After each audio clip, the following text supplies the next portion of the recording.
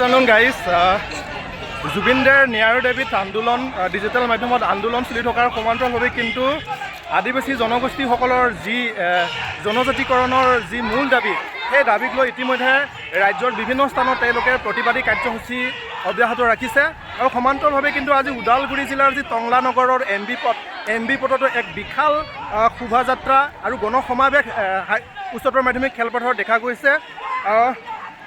আদিবাসী ছাত্ৰ সন্থা, চাহ জনজাতি ছাত্ৰ সন্থা, অসম উৰিয়া যুৱ ছাত্ৰ পৰিষদ আৰু মহিলা পৰিষদকে ধৰি আন কেইবাটাও যৌথ সংগঠনৰ উদ্যোগত এনেধৰণৰ এক কাৰ্যসূচী লৈছে, বিশাল কাৰ্যসূচী।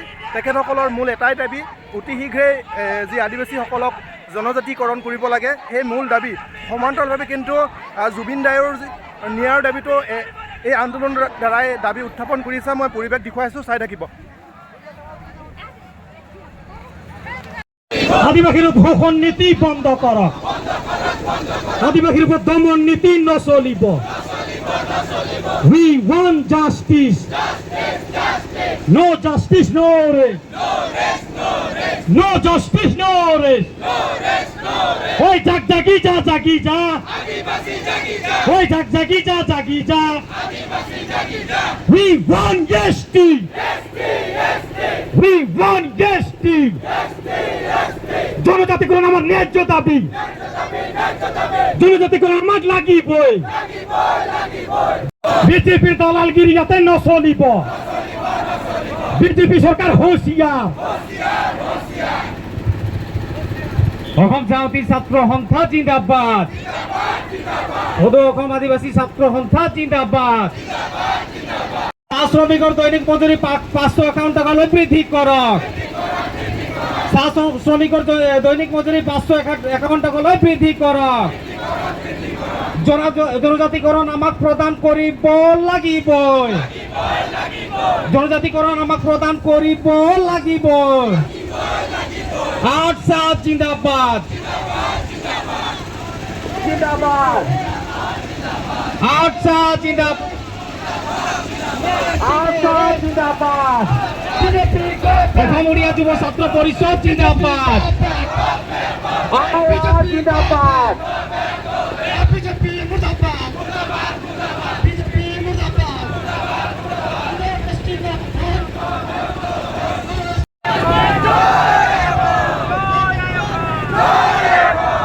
এসি আমাক দিব লাগিব, এসি আমাক দিব লাগিব, এসি আমাক দিব লাগিব। আওয়াজ জিন্দাবাদ, শ্রমিক রাইট জিন্দাবাদ, শ্রমিক রাইট জিন্দাবাদ। এসটি আমাক লাগিব, এসটি আমাক লাগিব, এসটি আমাক লাগিব। শ্ৰমিকৰ দৈনিক মজুৰি 551 টাকালৈ বৃদ্ধি কৰিব লাগিব, শ্ৰমিকৰ দৈনিক মজুৰি 551 টাকালৈ বৃদ্ধি কৰিব লাগিব। আদিবাসীসকলক জনজাতিকৰণ প্ৰদান কৰক, চাহ জনগোষ্ঠী আদিবাসী। আপোনালোকে এনে পৰিৱেশ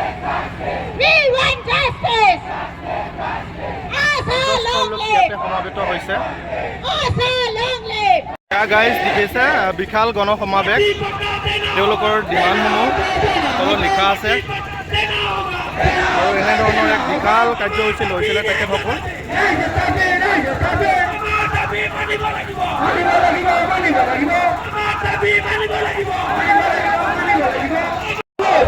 আৰু তেখেতসকলে এটা কথা উল্লেখ কৰিছে, তেখেতসকলৰ যি দাবীসমূহ, জনজাতিকৰণৰ দাবী বা মাটি পট্টা দিয়াৰ দাবী, সেই দাবী তেখেতসকলে উত্থাপন কৰাৰ সমান্তৰালভাৱে কিন্তু জুবিনদাৰৰ যি ন্যায়ৰ অতি সোনকালে অসম চৰকাৰে বা ন্যায়ৰ ব্যৱস্থাই ন্যায়ালয়ে দিব লাগে বুলি তেখেতসকলে দাবী কৰিছে। ন্যায় প্ৰক্ৰিয়াটোৰ ওচৰত তেখেতসকলে দাবী জনাইছে যে অতি শীঘ্ৰে জুবিনদাৰো ন্যায় আৰু জুবিনদাৰ কেনেধৰণৰ মৃত্যু হৈছিল সেই মৃত্যুৰ যি প্ৰকৃত সত্য উদঘাটন কৰিবলৈ তেখেতসকলে এই প্ৰতিবাদীৰ দ্বাৰাই অনুৰোধ জনাইছে আৰু আহ্বান জনাইছে।